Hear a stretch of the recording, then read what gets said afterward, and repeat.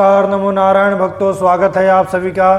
भक्तों, हम सभी चर्चा करेंगे कि माघ मास के कृष्ण पक्ष का पहला प्रदोष का व्रत कब है, किस दिन करना है प्रदोष का व्रत, प्रदोष व्रत की महिमा क्या है, प्रदोष व्रत करने से क्या फल की प्राप्ति होती है, और भक्तों ऋण मुक्ति हेतु उपाय, लक्ष्मी प्राप्ति का उपाय और मनोकामना की सिद्धि, मनोकामना की पूर्णता के लिए कुछ विशेष उपाय है, वो भी मैं आप लोगों को बताऊंगा।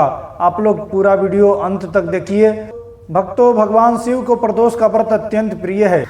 जैसे वैष्णवों के लिए एकादशी का व्रत है, उसी प्रकार से शिव भक्तों के लिए प्रदोष का व्रत एक वरदान है।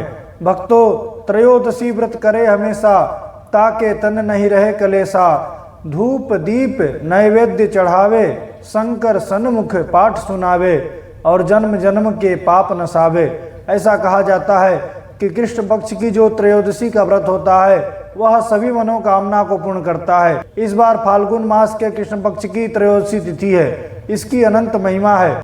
जो कोई त्रयोदशी यानी प्रदोष का व्रत करता है वह जन्म जन्मांतर के बंधन, जन्म जन्मांतर के कष्ट, तकलीफ, व्याधियों से मुक्त हो जाता है। भक्तों, वैसे तो प्रदोष का व्रत कृष्ण पक्ष और शुक्ल पक्ष दोनों पक्षों का करना चाहिए, परंतु कदाच किसी कारणवश शुक्ल पक्ष का प्रदोष आप नहीं कर पाते हैं तो भी आपको कृष्ण पक्ष का त्रयोदशी यानी प्रदोष का व्रत अवश्य करना चाहिए।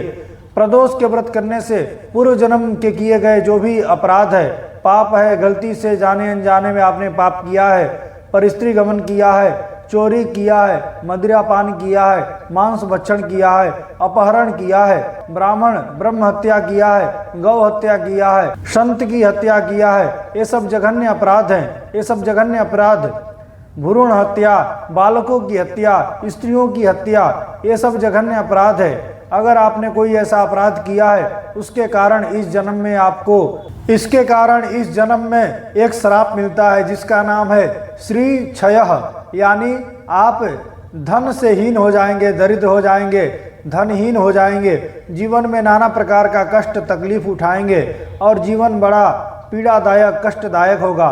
तो भक्तों, उसके निवारण हेतु, पूर्व जन्म के किए गए पाप के अपराध से मुक्ति हेतु प्रदोष का व्रत करना चाहिए। प्रदोष का व्रत करने से संतान की प्राप्ति होती है और प्रदोष का व्रत करने से लग्जरियस व्यक्ति लाइफ जीता है। हर एक बार का प्रदोष व्रत का अलग अलग फल है।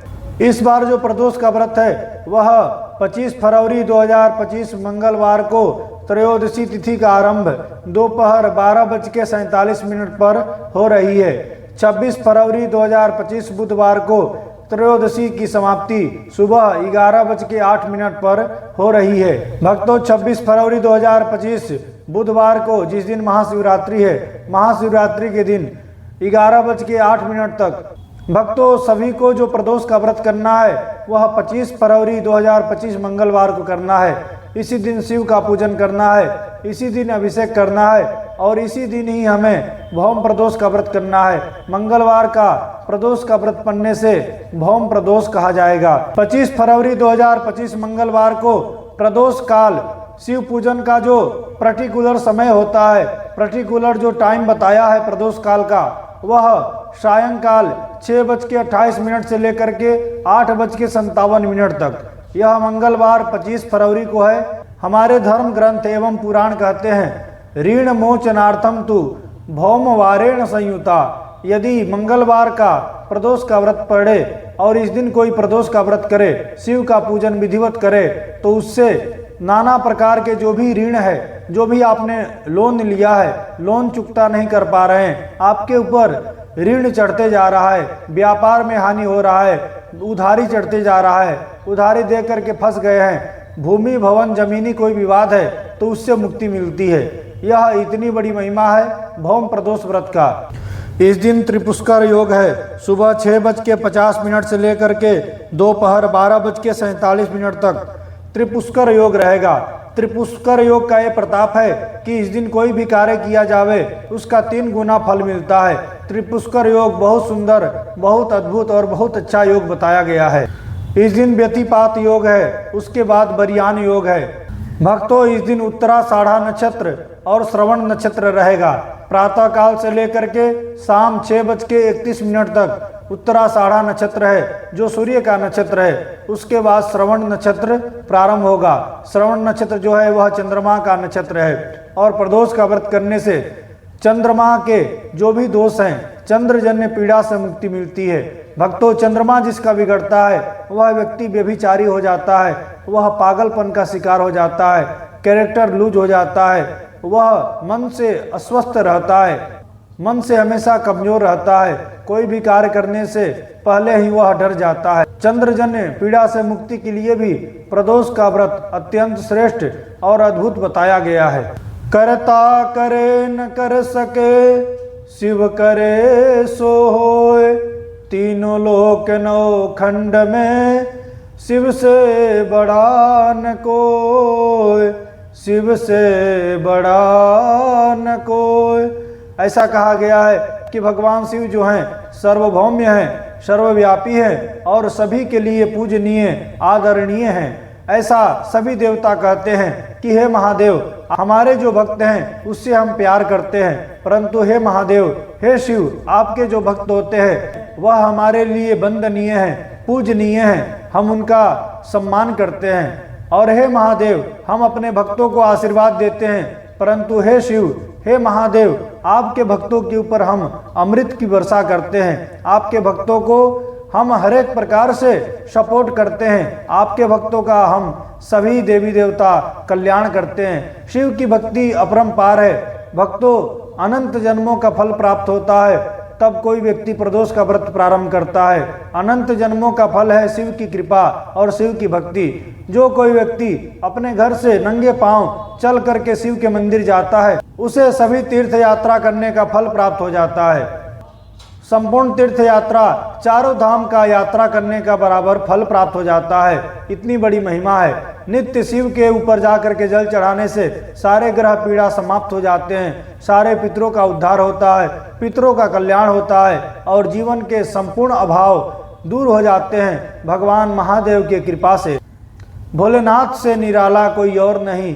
भक्तों, महादेव तो निराले हैं, वह स्वयं स्मशान में रहते हैं, परंतु महादेव के जो भक्त होते हैं वह सोने के लंका में रहते हैं। इतनी बड़ी महिमा है महादेव की भक्ति की और महादेव की कृपा आशीर्वाद का। कितनी बड़ी महिमा है।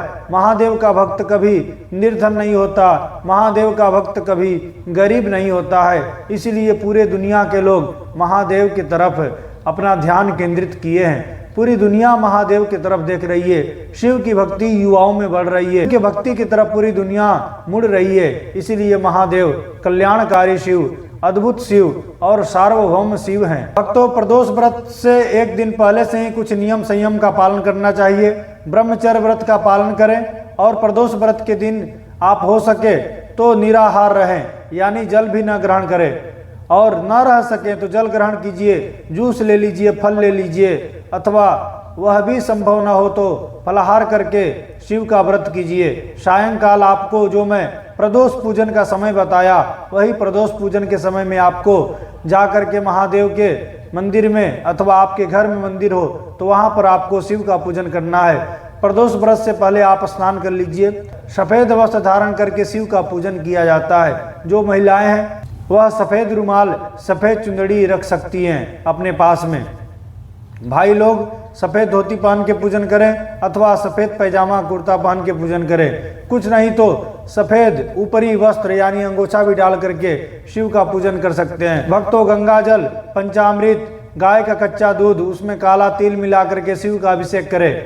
मंगलवार है तो मंगलवार के लिए आप चाहते हैं ऋण से मुक्ति के लिए तो आप गुड़ को जल में डाल करके रख दीजिए। थोड़े समय के बाद जो गुड़ होगा वह जल में घुल जाएगा, वह गुड़ का जल बन जाएगा और गुड़ के जल से आप अभिषेक करेंगे तो आपके जो ऋण हैं वह ऋण से मुक्ति मिलेगी और आपको लक्ष्मी की प्राप्ति होगी।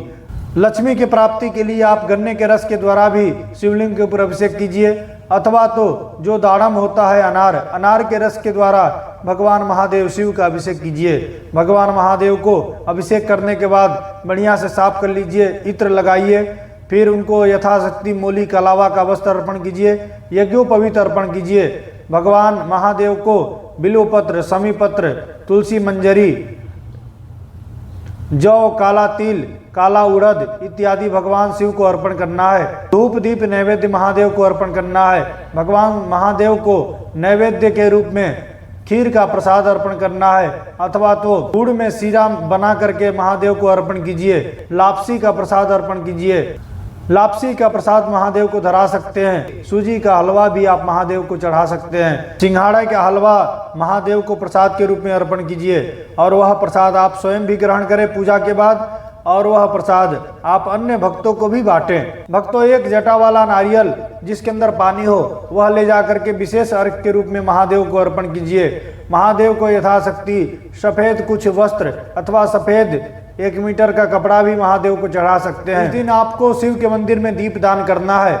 महादेव के मंदिर में 1 दीप दान कीजिए, 1 दीप दान बिल्व वृक्ष के नीचे अर्पण कीजिए, 1 दीप दान तुलसी वृक्ष के नीचे अर्पण कीजिए, 1 दीप दान महादेव का जो मुख्य देहली होता है, यानी मंदिर में प्रवेश करेंगे तो मुख्य दरवाजे के दाहिने तरफ 1 दीपक अर्पण करना है। आप घर में पूजा कर रहे हैं तो आप घर में भी अपने मुख्य दरवाजे पर 1 दीपक रख सकते हैं। भक्तों, प्रदोष काल में बिल्व वृक्ष की भी यथाशक्ति पूजन करना चाहिए, और प्रदोष के दिन में आपको बिल्व वृक्ष के जड़ में जल अर्पण करके बिल्व वृक्ष की 3 प्रदक्षिणा करना चाहिए अथवा 5 प्रदक्षिणा करना चाहिए। तो जब आपका प्रदोष का पूजन पूर्ण हो जावे तो आसन के नीचे जल डाल दीजिए और उसको मस्तक से लगा लीजिए। फिर उसके बाद आप खड़े हो जाइए, और जो महादेव के मंदिर में नंदी होते हैं तो नंदी के राइट यानी दाहिने कान में कुछ आपकी जो मनोकामना है, जो मनोकामना पूर्ण नहीं हो रही है, वह मनोकामना नंदी के दाहिने कान में बोलिए और उनसे प्रार्थना कीजिए कि हे नंदीश्वर भगवान, आप ये मेरी प्रार्थना, आप ये मेरी विनती महादेव तक पहुंचा दीजिए जिससे मेरी मनोकामना पूर्ण हो सके। ऐसा नंदी के कान में बोलना है। भक्तों, ये करने से भी आपकी मनोकामना महादेव पूर्ण करेंगे, क्योंकि नंदी डायरेक्ट आपकी बात को महादेव तक पहुंचाते हैं। भक्तों, महादेव तक पहुंचने का जो जरिया है वह नंदीश्वर महाराज है। तो नंदी के कान में आपको अपनी मनोकामना अवश्य बोलनी चाहिए। भक्तों, प्रदोष पूजन करने के बाद प्रदोष काल जब समाप्त हो जाएगा और आपसे नहीं रहा जा रहा है तो आप भोजन कर लीजिए। भोजन में आपको मीठा भोजन करना है। इसमें नमक का निषेध है। नमक नहीं खाना चाहिए, चाहे सेंधा हो, मीठा हो अथवा कोई भी नमक हो, किसी भी नमक का सेवन नहीं करना चाहिए। फिर आपको मीठा भोजन करना चाहिए। अगर आपको मीठा भोजन न करना है तो फिर आप सायंकाल यानी रात्रि का भी व्रत कर लीजिए। पर याद रखिएगा, फिर दूसरे दिन महाशिवरात्रि का व्रत है, वह भी 24 घंटे का व्रत करना पड़ेगा। तो आपके शक्ति सामर्थ्य के अनुसार, शारीरिक क्षमता के अनुसार आप अपने व्रत को रखिएगा। क्योंकि योग के आचार्य महर्षि पतंजलि कहते हैं कि शरीर को बहुत तपा देने से भगवान नहीं मिलते हैं, और शरीर को बहुत खिला पिला देने से भगवान की प्राप्ति नहीं होती है। इसीलिए शरीर को उतना ही खींचिए जितना आपका शक्ति सामर्थ्य और शरीर आपको बोल रहा है, यानी शरीर की जितनी क्षमता है उतना ही व्रत रखिए, उपवास रखिए और उतना ही श्रम कीजिए। भक्तों, उपवास का मतलब होता है समीप, यानी भगवान के समीप रहना, उसी का नाम है उपवास। व्रत करने के बाद, उपवास करने के बाद आपको जितना हो सके निरंतर भगवान शिव का नाम जप करना चाहिए। ओम नमो भगवते रुद्राय अथवा ओम नमः शिवाय। जितना हो सके भगवान शिव का नाम मंत्र का जप अहर्निश आपके जिह्वा पर चलना चाहिए। सोते उठते बैठते चलते फिरते अहर्निश भगवान शिव का नाम जप आपके जिह्वा पर निरंतर चलते रहना चाहिए। और भक्तों, प्रदोष काल के दिन यानी सुबह में और सायंकाल प्रदोष काल में जब आप पूजन करेंगे तब आप रुद्राष्टकम का पाठ और शिव तांडव स्तोत्र का पाठ अवश्य कीजिएगा। इससे शिव मनोकामना आपकी पूर्ण करेंगे और आपके घर में, आपके जीवन में स्थिर लक्ष्मी की प्राप्ति होगी। ऐसी लक्ष्मी जो आपको छोड़ करके कभी जाएगी नहीं, आपके घर को छोड़ करके नहीं जाएगी, और 10 विधि स्थिर लक्ष्मी की प्राप्ति होगी। क्योंकि शिवेति मंत्र मुच्चरण कदा सुखी भवामि हम। रावण ने भी कहा है कि जब मैं शिव के मंदिर में जाता हूँ और शिव का नाम जप करता हूँ, शिव तांडव स्तोत्र का पाठ करता हूँ, तब मुझे तसल्ली मिलती है, तब मुझे शांति प्राप्त होता है, तब मुझे सुकून की प्राप्ति होती है, और मुझे लगता है कि अब मेरे जीवन में मुझे परम शांति, परम सुकून प्राप्त हुआ है। अब तो रावण जैसा महान शक्तिशाली भी यह स्वीकार करता है कि शिव के मंत्र जाप करने के बाद, शिव का पाठ, शिव तांडव स्तोत्र पाठ करने के बाद ही शांति की प्राप्ति होती है। तो आपका जीवन शांतिमय मंगलमय बनेगा। यदि आप त्रयोदशी प्रदोष के दिन दोनों समय शिव तांडव स्तोत्र का पाठ करेंगे, इससे लक्ष्मी की प्राप्ति, शांति की प्राप्ति और समृद्धि की प्राप्ति होगी। भक्तों, यह था भौम प्रदोष का व्रत। यह वीडियो आपको अच्छा लगा हो तो आप इसे लाइक कीजिएगा। हमारे चैनल पर नए हैं तो आप इसे सब्सक्राइब कर लीजिएगा, बेल आइकन को दबा देवें ताकि मैं कोई भी वीडियो अपलोड करूं तो उसका नोटिफिकेशन आप तक पहुंचे। आप सभी को श्री हरि, आप सभी को नमो नारायण। ओम श्री मात्रे नमः।